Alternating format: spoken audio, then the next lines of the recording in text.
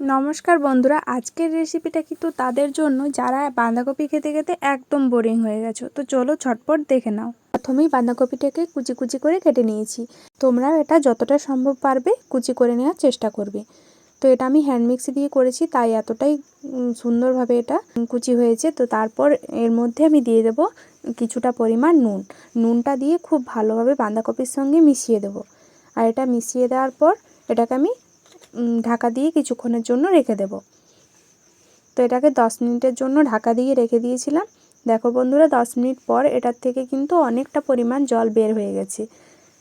তো এরপর আমি বাঁধাকপিটাকে খুব ভালোভাবে শক্ত হাতে নিংড়ে নিংড়ে অন্য একটা পাত্রের মধ্যে তুলে নিচ্ছি। যাদের বাঁধাকপি খেতে একেবারে ভালো লাগে না তারা কিন্তু এই রেসিপিটা অবশ্যই বানিয়ে দেখতে পারো, স্বাদের কিন্তু অনেকটাই পরিবর্তন আসবে। দেখো সমস্ত বাঁধাকপি থেকে কতটা জল বের হয়েছে। তো খুব ভালোভাবে বাঁধাকপিটাকে নিংড়ে নেওয়ার পর এরপর এর মধ্যে দিয়ে দেব আমি 1 কাপ পরিমাণ বেসন। এরপর দিয়ে দিচ্ছি এর মধ্যে কুচনো পেঁয়াজ। এরপর দিয়ে দেব স্বাদ মতো নুন, দিয়ে দিচ্ছি হলুদ গুঁড়ো, ধনের গুঁড়ো, একটু জিরের গুঁড়ো আর একটু লঙ্কার গুঁড়ো। এরপর সমস্ত কিছু দেওয়া হয়ে গেলে এটাকে হাত দিয়ে খুব ভালোভাবে মাখিয়ে নেব। আর আমি গরম মশলাটা দিতে ভুলে গেছিলাম, পরে করে ওটা অ্যাড করে দিয়েছি। এরপর শুধুমাত্র হাত দিয়ে এটাকে ভালোভাবে মাখতে থাকবো। এর মধ্যে কিন্তু কোনো জল দেব না, কারণ যতই বাঁধাকপিটা নুন জলে ভিজিয়ে রাখি না কেন ওটা বাঁধাকপির থেকে জল ছাড়বেই। তাই আমি প্রথমে শুধুমাত্র বাঁধাকপিতে যতটা জল ছিল সেটা দিয়ে মাখানোর চেষ্টা করেছি, এবং পরে যখন এটা খুবই শক্ত হয়ে আসছিল তখন হাতের মধ্যে সামান্য একটু জল নিয়ে খুব ভালোভাবে বেসনটার সঙ্গে মাখিয়ে নিয়েছি। তো এভাবে খুব ভালোভাবে আমি মাখিয়ে নিয়েছি। তো মাখানো কমপ্লিট হয়ে গেছে। এরপর এটাকে ছোট্ট ছোট্ট করে গোল গোল করে একটা শেপ দিয়ে দিয়েছি। কড়াইয়ে তেল গরম হয়ে গেলে এগুলো একটু একটু করে দিয়ে দেব তেলের মধ্যে।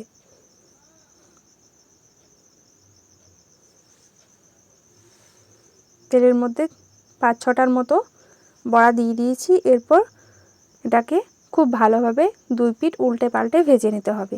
আর এটা কিন্তু একদম কম আঁচে ভাজতে হবে। আঁচ বাড়ালেই তো ভেতরটা একদমই কাঁচা থেকে যাবে আর বাইরেটা মনে হবে একদম হয়ে গেছে। তাই তোমরা আঁচটা কিন্তু কমিয়ে রাখার চেষ্টা করবে।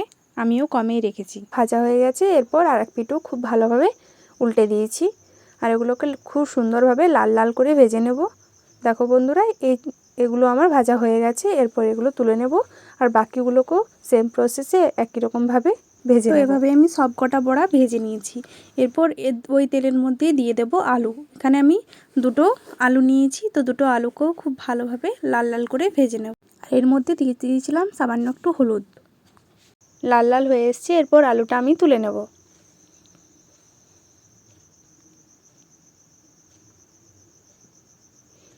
এরপর কড়াইয়ের মধ্যে তেল দিয়ে এর মধ্যে দিয়ে দিলাম তেজপাতা, গোটা গরম মশলা। এটা ফোড়ন হয়ে গেলে দিয়ে দেব কুচনো পেঁয়াজ। পেঁয়াজটা দিয়ে খুব ভালোভাবে একটু ভেজে নিতে হবে। এরপর কুচনো পেঁয়াজটা একটু ভাজা ভাজা হয়ে এলে এর মধ্যে দিয়ে দেবো পেঁয়াজের পেস্ট। এখানে আমি 2 রকম পেঁয়াজই ব্যবহার করেছি। পেঁয়াজটা কুচিয়েও দিয়েছি আবার বাটাও দিয়েছি, কারণ পেঁয়াজ বাটা দিলে খুব ভালো গ্রেভিটা হয়। এরপর পেঁয়াজটা খুব ভালোভাবে ভাজা হয়ে গেলে এর মধ্যে আমি দিয়ে দেব একটু রসুন বাটা। তো প্রথমে আমি রসুন বাটাটা দিয়েছি। রসুন বাটাটা দিয়ে একটু ভেজে নেব।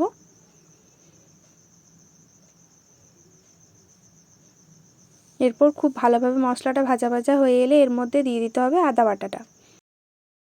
আদাটা দিয়েও খুব ভালোভাবে মশলাটা আমি কষিয়ে নেব। এরপর বাকি দিয়ে দেব হলুদ গুঁড়ো।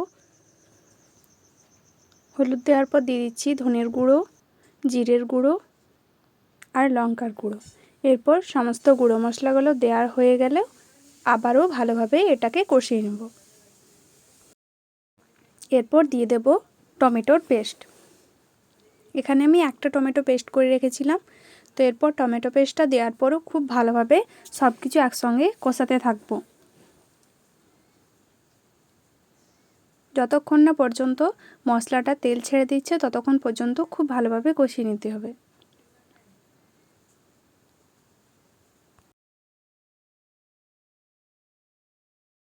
মশলাটা বেশ কিছুক্ষণ ধরে ভালোভাবে কষিয়ে নিয়েছি। তো এরপর মশলাটা কিন্তু কষানো হয়ে গেছে। এরপর এর মধ্যে দিয়ে দেবো আমি যে আলুগুলো ভেজে রেখেছিলাম আগের থেকে সেগুলো। এরপর আলুটা দিয়েও মশলার সঙ্গে খুব ভালোভাবে কষাতে থাকবো। একটু একটু করে জল দিয়ে আমি আলুটা কষিয়ে নিচ্ছি।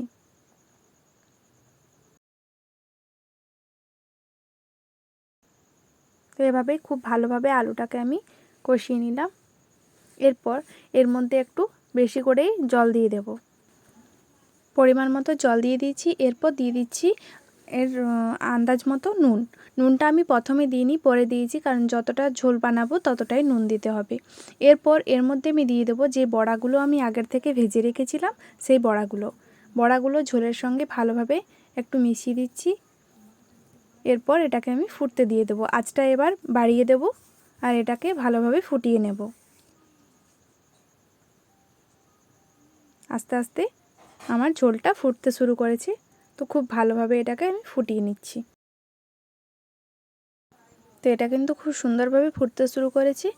তো খুব ভালোভাবে ফুটিয়ে নিয়েছি আমি কিছুক্ষণ। এরপর গ্যাসটা আমি বন্ধ করে দেব আর এটাকে আমি নামিয়ে নেব। একটা পাত্রের মধ্যে এটাকে আমি নামিয়ে নিচ্ছি। এটা কিন্তু খুব সুন্দরভাবে বড়ার মধ্যে ঝোলটা কিন্তু চলে গেছে এবং খুব সুন্দর এটা দেখতে হয়েছে। তো দেখো বন্ধুরা, আমার তৈরি হয়ে গেল বাঁধাকপির বড়ার ঝোল। তো বন্ধুরা, তোমরা যদি বাঁধাকপি খেতে খেতে বোরিং হয়ে গেছো, অবশ্যই এই রেসিপিটা একদিন ট্রাই করে দেখো। আমি কথা দিচ্ছি খুব ভালো লাগবে তোমাদেরও। আমার কিন্তু খুব ভালো লেগেছে। সত্যি বলছি, বাঁধাকপির তরকারি খেতে খেতে একদম বোরিং হয়ে গেছিলাম, তাই এটা এভাবে ট্রাই করেই ফেললাম। ধন্যবাদ, দেখা হচ্ছে অন্য ভিডিওতে।